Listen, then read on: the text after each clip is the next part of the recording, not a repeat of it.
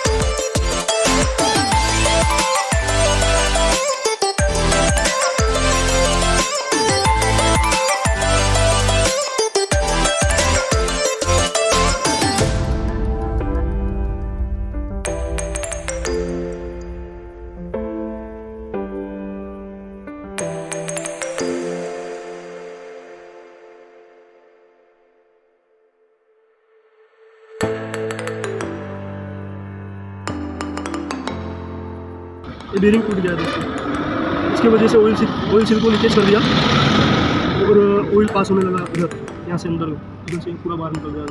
Bearing टूटने की वजह से ये प्रॉब्लम हुआ है। तो अभी 6202 वाला बेरिंग है, ये डाल देंगे इसके अंदर, ऑयल सील डाल देंगे, साफ सफाई करके फिट कर देंगे, ठीक है।